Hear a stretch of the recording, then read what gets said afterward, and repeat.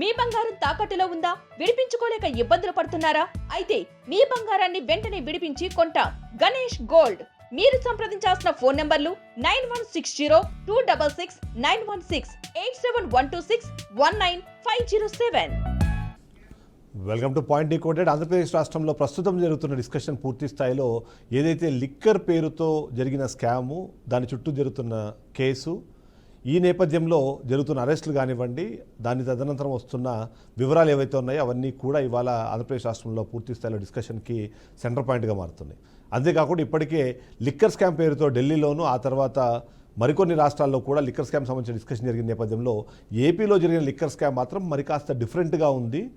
దాదాపుగా 3,200 నుంచి 3,500 కోట్ల రూపాయలకు సంబంధించిన అవకతవకలు జరిగాయి. తద్వారా వైసీపీ నాయకులు అంత మేర లబ్ధి చేకూరింది, లబ్ధి పొందారు అన్నదే ఈ మొత్తం లిక్కర్ స్కామ్కి సంబంధించిన ఇష్యూగా మనం చూస్తే, నిజంగానే లిక్కర్ స్కామ్కి సంబంధించి, అంటే ఇది లిక్కర్ కేసా లిక్కర్ స్కామ్ అన్న విషయానికి సంబంధించి ఎవరికి వాళ్ళే వాళ్ళదైన స్టైల్లో దానికి ఒక వర్షన్ ఇచ్చే ప్రయత్నం చేస్తున్న నేపథ్యంలో ఈ పాయింట్ని మనం డీకోడ్ చేసే ప్రయత్నం చేద్దాం. ఈ పాయింట్ డీకోడ్ చేయాలంటే మనం చూడాలి ఖచ్చితంగా లిక్కర్ కేసుకి సంబంధించిన మెయిన్ ఇంపార్టెంట్ ఫ్యాక్టర్ 2014 నుంచి 2019 వరకు ఉన్న టీడీపీ హయాం, అంటే అప్పట్లో ఉన్న కూటమి హయాంలో ఒక లిక్కర్ పాలసీ ఉంటే, ఆ తర్వాత 2019లో వైసీపీ అధికారంలోకి వచ్చిన తర్వాత లిక్కర్ పాలసీని చేంజ్ చేసింది. అప్పటిదాకా ప్రైవేటు వ్యక్తుల చేతిలో ఉన్న మద్యం విక్రయాలని మొత్తాన్ని ప్రభుత్వం తన ఆధీనంలోకి తీసుకొని దానికి సంబంధించిన ఉద్యోగులను కూడా ఆంధ్రప్రదేశ్ రాష్ట్ర ప్రభుత్వమే వాళ్ళను నియమించి వాళ్ళ ద్వారా ఏవైతే ఉన్నాయో విక్రయాలు జరిపించడము, తర్వాత ఆ డబ్బుల్ని మొత్తాన్ని కంపెనీకి ఏదైతే ప్రభుత్వానికి జమ చేయడము, అప్పుడు అవసరమైన ఇంటెంట్లు కానివ్వండి, సంబంధించిన సేల్స్ రిపోర్ట్స్ కానివ్వండి, అవన్నీ కూడా ప్రభుత్వమే డైరెక్ట్గా ఆర్గనైజ్ చేసిన పరిస్థితుల్లో ఈ కొత్త మద్యం పాలసీ ద్వారా వేలాది కోట్ల రూపాయల స్కామ్ జరిగిందని మొదట్లో మాట్లాడి, ఆ తర్వాత 3,200 నుంచి 3,500 కోట్ల రూపాయలకు సంబంధించిన ఆర్థిక అవకతవకలకు సంబంధించిన డీటెయిల్స్ మా దగ్గర ఉన్నాయంటూ సిట్ ఇప్పటికీ ఒక ఛార్జ్షీట్ దాఖలు చేసింది. సో మన దాంట్లో ఫస్ట్ ప్రశ్న మనం చూడాలి, ఈ మొత్తం లిక్కర్ కేసుని స్కామ్గా మాట్లాడాలి అంటే ఆ ఛార్జ్షీట్ ఇప్పటికే వచ్చిన నేపథ్యంలో ఆ ఛార్జ్షీట్లో ఏముంది? లిక్కర్ కేసులో ఉన్న ఈ ఛార్జ్షీట్ దాదాపుగా 300 పేజీలకు పైగా ఉన్న ఛార్జ్షీట్లో చాలా క్లియర్గా మొత్తం లిక్కర్ పాలసీని తయారు చేసే క్రమంలో ఎవరి ఇంట్లో ఎవరెవరు కూర్చొని ఈ లిక్కర్ స్కామ్కి, ఈ లిక్కర్కి సంబంధించిన పాలసీని తయారు చేశారు, ఆ పాలసీని తయారు చేసే క్రమంలో డబ్బులను ఎలా సంపాదించే అవకాశం ఉంది, ఎలా డబ్బులను దాచే అవకాశం ఉంది అనే విషయాలన్నీ కూడా కూలంకషంగా చర్చ జరిగింది. ఒక ఇంట్లో, ఆ ఇంట్లో ప్రస్తుతం ఏదైతే మాజీ రాజ్యసభ సభ్యులు ఉన్నారో, మాజీ వైసీపీ నేత విజయసాయి రెడ్డి ఇంట్లోనే ఈ మొత్తం డిస్కషన్ జరిగినట్టుగా, ఆ డిస్కషన్ జరిగే క్రమంలో అప్పుడున్న బెవరేజెస్ లిమిటెడ్కి సంబంధించిన అధికారులు, వైసీపీ పార్టీ నుంచి విజయసాయి రెడ్డితో పాటు మిథున్ రెడ్డి కూడా అక్కడ ఉన్నారు. వీళ్ళందరూ కలిసి కొత్త పాలసీకి సంబంధించిన డ్రాఫ్ట్ను తయారు చేశారు అన్నదే ఈ ఛార్జ్షీట్లో మొదటగా మనకు కనిపించే అంశం. అంతేకాకుండా ఏదైతే కొత్త మద్య పాలసీలో భాగంగా అంతకుముందే ఎన్నికల సమయంలో మద్యాన్ని విడతల వారీగా మేము నిషేధిస్తామని వైసీపీ చేపిస్తున్న వ్యవహారం ఏదైతే ఉందో దానికి సంబంధించి దాంట్లో భాగంగానే ఒకవైపు వైన్ షాపుల సంఖ్యను తగ్గించాలి, అంతేకాకుండా బెల్ట్ షాపులకు సంబంధించిన వాటిని పూర్తి స్థాయిలో నిరోధించాలి అనే దాంతోపాటు రేట్లను పెంచడం ద్వారా ప్రజలకు ఈ మద్యాన్ని దూరం చేయాలి అన్నది ఈ మద్యం పాలసీలో భాగంగా చేసుకుని ఒక నిర్ణయంగా చెప్తున్నారు. అంతేకాకుండా పాపులర్ బ్రాండ్స్ కాకుండా మామూలు బ్రాండ్స్ని, అంతేకాకుండా ఎక్కువ రేట్లకు అమ్మి ఈ వైన్ షాపులు ఓపెన్ చేసే టైమును కూడా తగ్గించడం ద్వారా వాళ్ళకి అవైలబిలిటీ లేకుండా చేయాలన్నదే వాళ్ళ ఉద్దేశం అని చెప్పారు. కానీ ఛార్జ్షీట్లో చూసి ఆ తర్వాత ఇలా తీసుకున్న ప్రతి నిర్ణయం వెనకాల ఆర్థిక లబ్ధినే అక్కడ క్యాల్కులేట్ చేశారు అన్నదే ముఖ్యంగా వినిపిస్తుంది. అందులో వినిపిస్తున్న కీలకమైన అంశాలు, ఎంతమంది ఇక్కడ దీనికి సంబంధించిన ఆలోచన చేసిన వాళ్ళు ఎంతమంది ఉన్నారు, దీనిని తయారు చేసిన వాళ్ళు, ఇందులో సాక్షులు, అంతేకాకుండా దీని లబ్ధిదారులు అంటూ చాలామంది నెంబర్స్ అని చెప్తూ వచ్చారు. అందులో కీలకంగా కనిపిస్తుంది మాత్రం వైసీపీకి సంబంధించిన నాయకులు. దీనికి అంతిమ లబ్ధిదారు వైఎస్ జగన్మోహన్ రెడ్డి అన్నది ఛార్జ్షీట్లో డైరెక్ట్లీ ఆర్ ఇండైరెక్ట్లీ ఎక్కడ మెన్షన్ చేసినా సరే జగన్మోహన్ రెడ్డి పేరు కూడా ఇందులో మనకు కనిపిస్తుంది. అందులో భాగంగానే వాళ్ళు ఏ ప్రాంతంలో మీటింగ్ చేసుకున్నారో ఆ మీటింగ్కి సంబంధించిన లాంగిట్యూడ్ అవి కూడా అక్కడ మెన్షన్ చేసి ఇందులో కనిపించింది. దాదాపుగా 65 కోట్ల రూపాయలకు సంబంధించిన మనీ ట్రైల్స్ను కూడా ఇక్కడ స్కాన్ చేసినట్టు, వాటిని ట్రేస్ చేసినట్టుగా కూడా ఆ ఛార్జ్షీట్లో పెట్టారు. ఆ ఛార్జ్షీట్లో పెట్టే క్రమంలో కూడా ఏవైతే మొత్తం పాలసీ పేరుతో క్యాష్ ట్రాన్సాక్షన్స్ చేయించడమో ఆ క్యాష్ని తీసుకొచ్చి 45 రోజుల తర్వాత ప్రభుత్వానికి లెక్కగట్టే క్రమంలో కొన్ని కంపెనీస్కి మాత్రమే ఎక్కువ ఆర్డర్స్ వెళ్ళేలాగా, ఆర్డర్స్ వెళ్ళిన ఏ కంపెనీలు అయితే ఉన్నాయో వాళ్ళు కిక్ బ్యాక్స్ ఇచ్చేలాగా, ఆ కిక్ బ్యాక్స్ని కొన్నిసార్లు క్యాష్ రూపంగాను కొన్ని సందర్భాల్లో బంగారు కడ్డీల రూపంలోనూ తీసుకున్నట్టుగా చెప్పడం వచ్చింది. దానికి సంబంధించి ఈ మొత్తం వ్యవహారాన్ని నడిపించిన వ్యక్తిగా మిథున్ రెడ్డిని మొదట్లో అయితే కసిరెడ్డి రాజశేఖర రెడ్డిని ఇందులో ప్రధాన సూత్రధారిగా చెప్పారు. ఆ తర్వాత మిథున్ రెడ్డి ఇప్పుడు ప్రధాన సూత్రధారిగా మారిన నేపథ్యంలో ఏం జరుగుతుంది అన్నది మనం చూడాలి. ఇక సెకండ్ ప్రశ్నను మనం ఇక్కడ డీకోడ్ చేసే ప్రయత్నం చేద్దాం.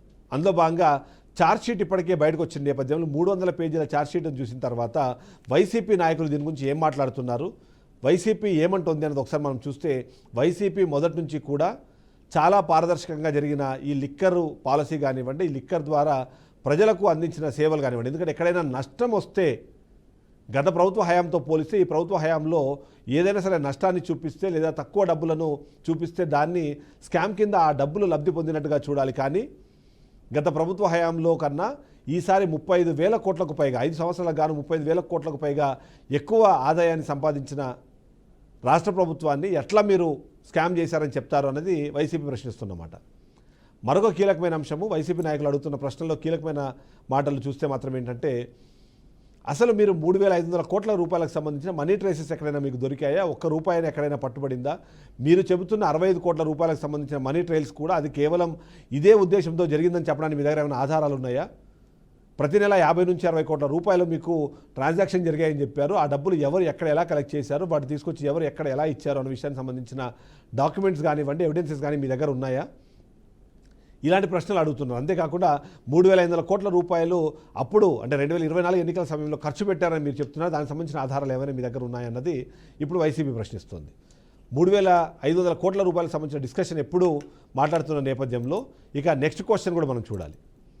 ఏదైతే 3,500 కోట్ల రూపాయల డబ్బుల విషయంపై వైసీపీ రెస్పాన్స్ని ఇక్కడ మనం చూస్తే మొదటి నుంచి చెబుతున్నది వైసీపీ మొదటి నుంచి ఆరోపిస్తుంది ఇది కేవలం రాజకీయ కక్ష సాధింపు చర్య తప్ప ఇంకేమీ లేదు.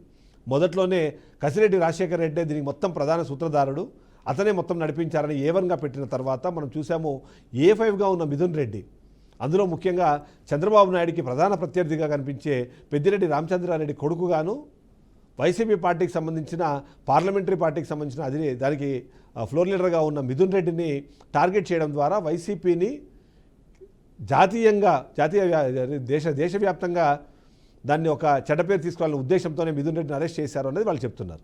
3,500 కోట్ల రూపాయల ట్రాన్సాక్షన్ సంబంధించిన ఏదైనా ఒక్క ఆధారమైన మీ దగ్గర ఉందా అన్న ప్రశ్నతో పాటు 3,500 కోట్ల రూపాయలు నిజంగానే ఎట్టి పరిస్థితుల్లోనైనా ఎన్నికల సమయంలో ఖర్చు పెడితే అప్పుడున్న ఎన్నికల కమిషన్ ఏం చేస్తోంది, మా పార్టీ నుంచి బయటికి వెళ్ళి ఎవరైతే ఇవాళ వేరే పార్టీలో ఉన్నారో వాళ్ళకి ఏమైనా అలాంటి డబ్బులకు సంబంధించిన ట్రాన్సాక్షన్స్ మీద ఏమైనా మీకు సమాచారం ఇచ్చారా అన్నది వాళ్ళు ఇప్పుడు మాట్లాడుతున్నారు. ఇక విజయసాయిరెడ్డి చేసిన వ్యాఖ్యలు కానివ్వండి, ఆయన ఇచ్చిన సమాచారం ప్రకారం కూడా ఈ 3,500 కోట్ల రూపాయలకు సంబంధించిన మనీ ట్రైల్స్కి ఆయన ఏమైనా చెప్పారన్నది కూడా మాట్లాడుతున్నారు.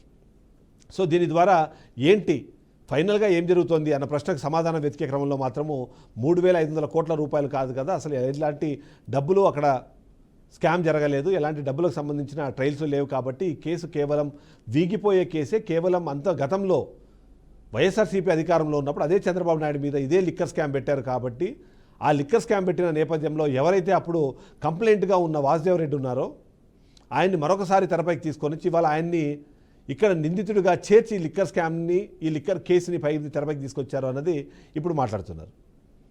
ఇక నెక్స్ట్ క్వశ్చన్, మొదటి నుంచి మాట్లాడుతున్న రాజిరెడ్డి కసిరెడ్డి కాకుండా ఇవాళ మిథున్ రెడ్డిని అరెస్ట్ చేయడం వెనకాల ఏమైనా కుట్ర దాగుందా అన్నది వాళ్ళు అడుగుతున్న మరొక ప్రశ్న. అందులో భాగంగానే ఇంతకుముందు నేను చెప్పినట్టుగా జాతీయ స్థాయిలో దేశవ్యాప్తంగా వైఎస్ఆర్సీపీకి సంబంధించిన ఈ డిస్కషన్ జరగాలి అంటే ఇప్పటికే ఓవైపు మధ్యప్రదేశ్లోను మరోవైపు ఢిల్లీలోను ఈ లిక్కర్ స్కామ్కు సంబంధించిన డిస్కషన్లు, దానికి సంబంధించిన అరెస్టులు, తద్వారా జరిగిన పరిణామాలు తెలుసు. కాబట్టి ఇప్పుడు ఆంధ్రప్రదేశ్లో కూడా ఒక లిక్కర్ స్కామ్ జరిగింది, దాని వాల్యూ 3,500 కోట్ల రూపాయలు అని దేశవ్యాప్తంగా డిస్కషన్ జరగాలి అంటే ఒక ఎంపీ అరెస్ట్ అయితే ఆ స్థాయిలో డిస్కషన్ జరుగుతుందని, అంతేకాకుండా ఇప్పుడు పార్లమెంటు నడుస్తున్న సమయంలో అలా అరెస్టు చేయడం ద్వారా దేశవ్యాప్తంగా దాని వైపు ఫోకస్ వచ్చేలాగా చేయాలన్నదే టీడీపీ పన్నాగం అన్నది ఇవాళ వైసీపీ చేస్తున్న ఆరోపణ.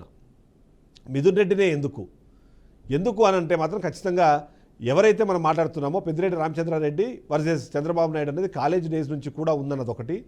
అంతేకాకుండా ఈసారి కుప్పంలో ఖచ్చితంగా చంద్రబాబు నాయుడిని ఓడించి తీరుతామంటూ పెద్దిరెడ్డి రామచంద్రారెడ్డి చేసిన ఛాలెంజ్లకు సంబంధించిన డిస్కషన్ కానివ్వండి, ఇవన్నిటిని దృష్టిలో పెట్టుకునే ఇవాళ మిథున్ రెడ్డిని అరెస్ట్ చేశారు. మిథున్ రెడ్డికి ఈ కేసుకి ఎలాంటి సంబంధం లేదు. ఎందుకంటే ఆయన రాష్ట్ర ప్రభుత్వంలో ఎలాంటి పార్టిసిపేషన్ లేదు. ఆయన కేంద్రంలో ఏదైతే పార్లమెంట్లో ఆయన సభ్యుడిగా ఉన్నాడు, రాష్ట్ర ప్రభుత్వంలో ఆయనకు సంబంధించిన యాక్టివిటీస్ ఏమీ ఉండవు. అలాంటప్పుడు ఇక్కడున్న అధికారులను కానివ్వండి, ఇక్కడున్న నాయకులను కానివ్వండి, ఆయన ఎలా ఇన్ఫ్లుయెన్స్ చేయగలుగుతారు ఈ కేసుని లేదా ఈ లిక్కర్ సంబంధించిన పాలసీని డిసైడ్ చేయడం కానివ్వండి, తద్వారా వస్తున్న ఆర్థిక లాభాలను ఆయన ఎట్లా తీసుకుంటారో అన్నదే ఇక్కడ వినిపిస్తున్న ప్రశ్న.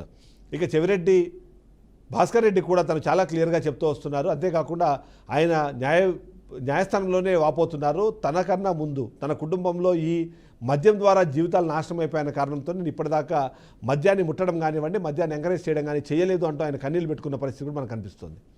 ఈ నేపథ్యంలో వైసీపీ చాలా క్లియర్గా కేవలం ఇది రాజకీయ కక్ష సాధింపు చర్య మాత్రమే అంటూ వాళ్ళు ముందుకు తీసుకెళ్లే ప్రయత్నం చేస్తున్నారు.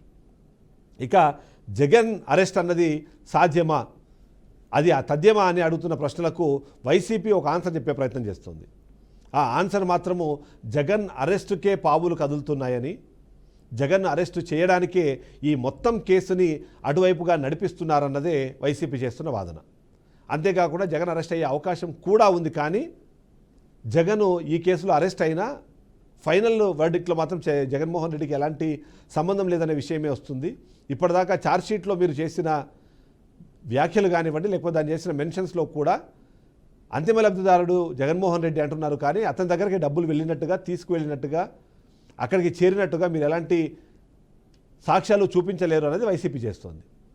జగన్ అరెస్ట్ అయితే ఖచ్చితంగా ఉండే అవకాశమే చాలా వరకు కనిపిస్తోంది. ముఖ్యంగా చంద్రబాబు నాయుడిని ఇబ్బంది పెట్టే క్రమంలో కూడా లిక్కర్ స్కామ్ అనే దాన్ని కూడా ఒకసారి స్కిల్ డెవలప్మెంట్ స్కామ్లో అరెస్ట్ అయిన తర్వాత లిక్కర్ స్కామ్ని కూడా దాంట్లోకి కలిపే ప్రయత్నం చేశారు. ఆ రోజు ఆ ఇబ్బంది పెట్టడానికి కారణంగా మారిన లిక్కర్ స్కామ్లోని ఈయన్ని ఇప్పుడు అరెస్ట్ చేస్తే తద్వారా చెల్లుకు చెల్లు టిట్ ఫర్ టాట్ అవుతుంది అనే విధానంలో ఉన్నారు. అందులో భాగంగా చేసే అవకాశాన్ని పరిగణలోకి తీసుకున్నారు అనేది వైసీపీ చెప్తోంది. అంటే ఎంతో కొంత ఆయన అరెస్టు ఉండే అవకాశం ఉంది అన్న ఒక అంచనాకైతే వైసీపీ వచ్చింది. కానీ జగన్ అరెస్టు చేస్తే మరింత ఉత్సాహంగా మేము ముందుకు వెళ్తాము అని మాట్లాడుతున్నారు. మనం చూసాము సజ్జల రామకృష్ణారెడ్డి ఇప్పటికే దీనికి సంబంధించి మాట్లాడారు. ఆయన మాట్లాడుతూ జగన్ అరెస్టు చేయాలనే ఒక్క ఫైనల్ లక్ష్యంతోనే ఇది మొత్తం నడుస్తోంది.